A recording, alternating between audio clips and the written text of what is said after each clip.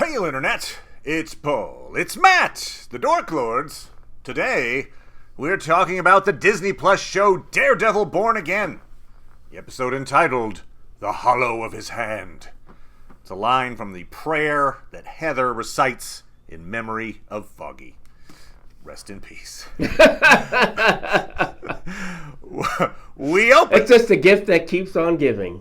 It is. Okay. We open with a scene showing that with Fisk and Vanessa stepping back from controlling the gangs in New York, intra-gang violence is on the rise as the gangs jockey to become the next kingpin. Violence ensues. We end with Hector Ayala being found not guilty. Against Matt's advice, he returns to the streets as White Tiger.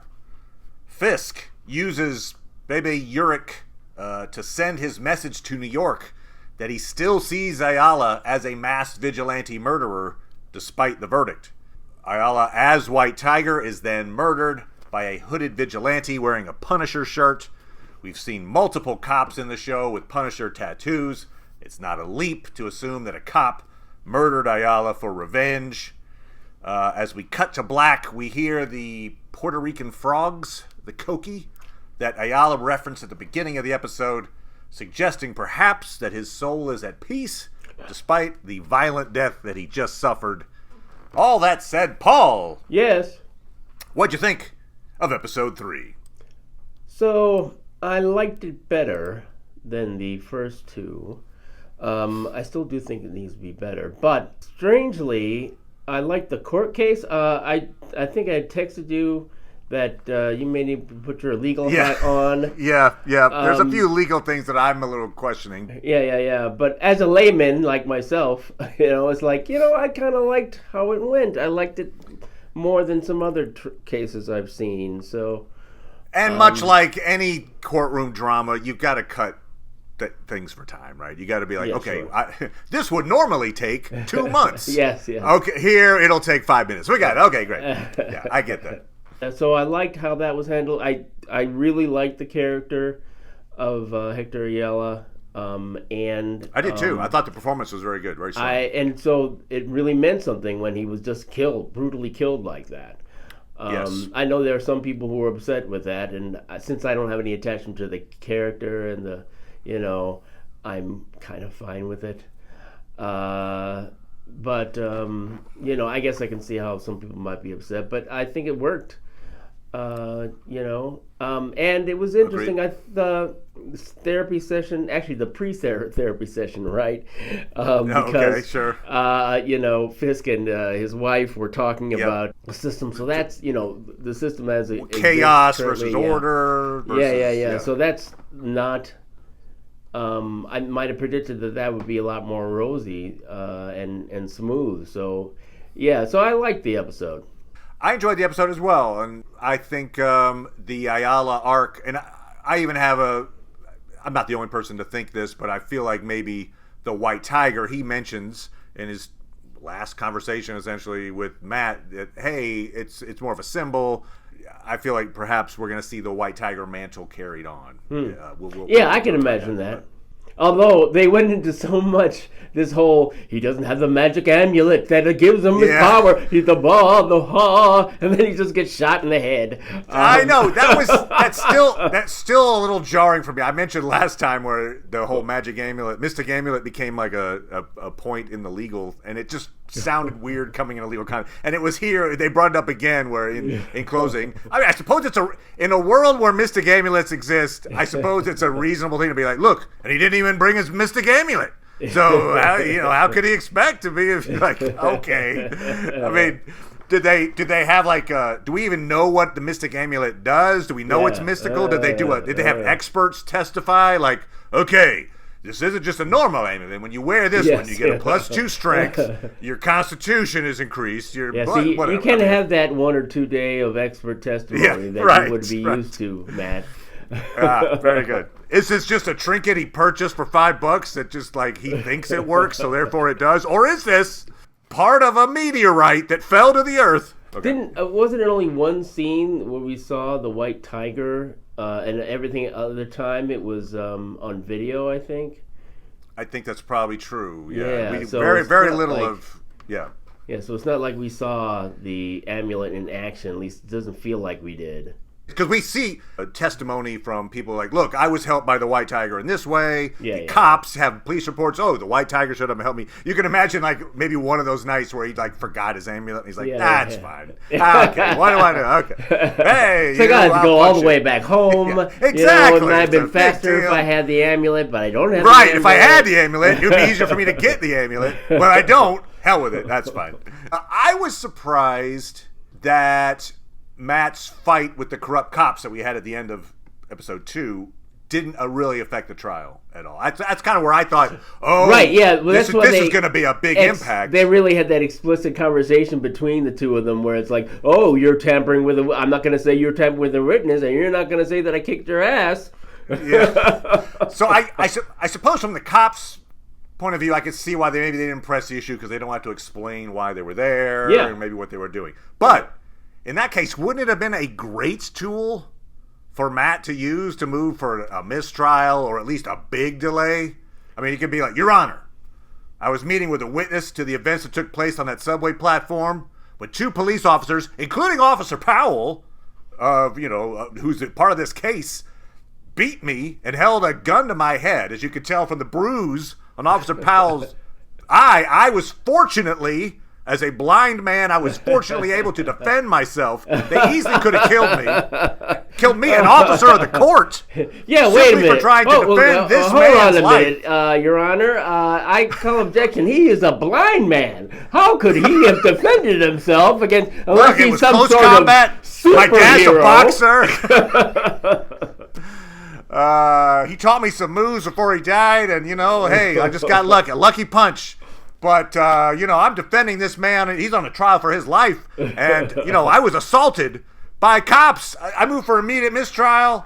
Review these police officers' actions at the very, whatever. You know what I mean? Like, that would have put a big wrench in this case. Sure, and I get it. You're like, I don't want to let them know I'm Daredevil. But, okay. Yeah. Would they? Would they know he's Daredevil? But they like, everybody. Notably, I don't think we saw the other guy.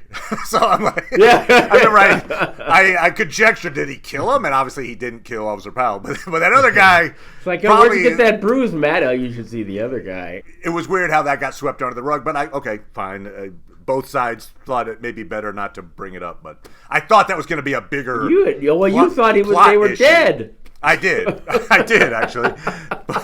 You were right, of course. You were like, they're not dead. But even if, but in my head, I'm like, well, let's say if they're not dead, then that's even worse for him because then they're going to be like, this guy, he assaulted us for no reason. And, what are you going to take, the word of a cop or the word of this defense attorney who's just trying to get a man off? Yeah, sure, we were on the, in the property of this witness that we, shouldn't be seeing. Yep. But, hey... It didn't happen, so okay. No, all right, they moved on. Yes, they did. But the big reveal, obviously, so the witness stayed alive, and so they brought the witness in, but he was intimidated, so he's like, oh, you're talking about... So then Matt is, by the rules of the script, he is forced to argue, after arguing that the state couldn't bring evidence that Ayala's the White Tiger. Yeah. Matt surprises the court and Ayala himself. Yes. By outing him as the White Tiger in open court. Yeah. And that's, and then of course he immediately follows it up with a ton of testimonials, which again means to me he was ready for that. We'll say it was a brilliant lawyer who was like, let's assume for a second I need to bring out the White Tiger thing. Let's get I want to get these witnesses lined up. I need to get every police report that mentions White Tiger. I need to. Apparently, though, during his closing summation, he figured, the cops will now see the error of their ways. I knocked them some sense into them, and they saw the closing argument. They were willing to kill this witness, but they would not kill the person that they, No, I can go out to have dinner with my girlfriend, and nothing bad will happen. Nothing bad. No follow-up questions. Nope, nothing. I'm sure I told him he should stay off the street. He'll stay off the street. I gave him a one sentence. Hey, you probably shouldn't go back to being a White Tiger. Yeah. So first of all, I don't think the court would have allowed that evidence on legal grounds since they'd already ruled it was inadmissible, but whatever. Yeah, okay, fine. Oh, you got me, Matt. But on ethical grounds, I think it's a terrible abuse of trust, a terrible decision for Matt to unilaterally make. Ayala says it. You should have asked me first. Yes. Yeah, of course he should have. And if they just wanted to surprise the audience, afterwards he could have said, I'm still, hesitant about this plan. Like, trust me, there was no other choice. And they could, he could have then revealed that he got his permission. Right. But they didn't. That was a huge abuse of trust. And I assume he didn't ask him because he knew that Ayala would say no. Yeah, right, exactly. Right? He's I want to use this. It's like, okay, if you want to go to prison, you could have said. And, obviously they're like, if anything, you always want to make Matt Murdock feel guilty. So right, and they've done it. Yeah, they've got the Catholic guilt, just built it in there. Yep, it's like, you stupidly thought he'd follow your advice, and you stupidly outed him to everybody, and So I mean, I'm sure on the one hand you're like, oh well, you saved him from a death penalty. Yeah. Okay, but it wasn't a guarantee. No, and maybe would have got some visits before. Like, it's not like next day, blam, he's dead. Yeah, no. So and I think he would have said no because, for one thing, he had a secret identity for a reason. Sure. I mean, I feel like it'd probably make he and his family a huge target, which it did, obviously, make him a target. Because there's a bounty out on mass vigilantes. Plus, now everybody goes, oh, the White Tiger is the guy who killed the... Anyway, so he probably wouldn't have wanted it on those reasons. But also, he says that the White Tiger is a symbol, that it transcends essentially the man known as Hector Ayala. And so here's where I think from the comics we do see that he mentions his sister at one point, and he lives with his sister, and then we see what I think is his sister sitting in the courtroom. Yes. She in the comics takes up the White Tiger mantle. I'm guessing she's going to do that probably by the end of the season. So it'll be like, hey, you can't stop, the symbol of the White Tiger. Yeah. But I do feel like, yes, Matt is going to feel guilty for outing Ayala, and justifiably so. I mean, just ask him. That's all. You could do the exact same scenario, just somehow convince him that it's the right course before you do it. That's all. Now, do you think there was a connection that that Fisk is associated with these vigilantes? I mean, I think the answer is going to be yes, or that they take their marching orders from him in some way. Because remember, because you can just see that all these cops that are idolizing, or at least perhaps perverting the ideals of the Punisher, would not need to be told. Like, you're mad at this guy. Yeah, you're right. Yeah.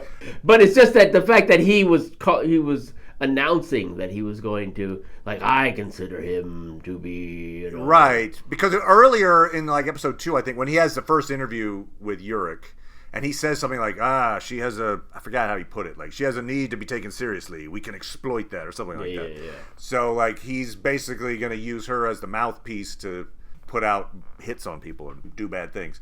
So, yeah, good question. I don't know if he directly runs the Punisher unit or not. Maybe not. See, so we had episode 1, Foggy died, Matt disavowed his identity as Daredevil. Here, he gives this little talk to Ayala. He's like, look, maybe life will be better. Yeah. If you, and I was like, no. So, and then he gets bumped off. That amulet did nothing. So, does this make? Obviously, this is gonna, I don't know, at some point make Daredevil reconsider, or Matt can reconsider returning to Daredevil. It'd be funny if all throughout this series that he never gets into it again. Right. So that's my question. What episode do you see him getting back in the costume? Like, this is a 9-episode season. We're episode 3.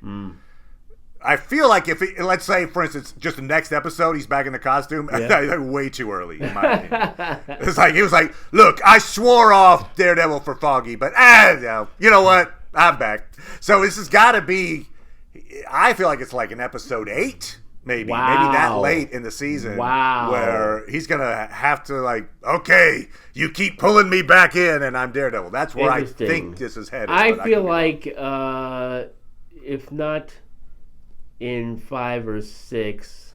5 and 6 are the 2 episode in one day drop, so maybe that's why they do it that way. I don't know. Yeah. Because, and I would say that because, one thing you want is Kingpin to ratchet up his I'm going after, vigilantes thing. And so if he's only really going after Daredevil for 2 episodes at the end, and 2, I feel like, I guess, we saw him in Daredevil in the first episode, but then in the second one and third ones, he's not being Daredevil, even though he got himself in a couple of fights. So, I would imagine they might be a little afraid of, like, are we going to have him be Daredevil in this show? I know. There is that sense of, like, because you put it as a thing of, like, look, I've sworn off the costume. Right. Okay, how long are you going to play it? How long, once he puts the costume back on, that arc is essentially over, right? You've done it. Yeah. He's got the piece of the horn that yes. Karen gave him, and he's like still caressing. His little talisman. Yeah. And so that's what this whole thing is like. What would it take for him to put this costume back on? And I guess I don't know exactly where in that fits, but I feel like episode 4 is way too early. Episode 9 seems way too late. I don't know. It's 7 maybe. I don't know. Anyway. Lucky 7. I mean, just think of that. If they did it that way, if they were like, end of episode, post-credit episode 9, he puts the costume on. Right, we were waiting for this the whole time. Yeah, because one thing that, there's the costume that he was wearing, and then there was the costume that he started with. Right, good point. Oh, I see what you mean. Maybe street level, like, hey, I'm just going to wear my sweats. And Yep. bandana or whatever. Yeah, because they can take that off really quickly. Some guy in his sweats. I mean, the thing is, too, I don't know that this is where it'll go, but Fisk, basically is like, hey, Ayala, he's a mass vigilante, the White Tiger, he's a murderer. You do what you want with him.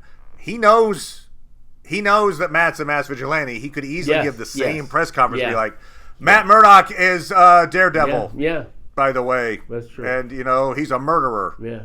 Go to it, street justice. Anyway, so I don't know. Maybe. We will be back talking about episode 4. And we'll also be talking about episode 9 of Severance. So come on back for all of that. Thank you as always, Paul. Appreciate it, good sir. And we'll talk to everybody next time. Bye. Bye.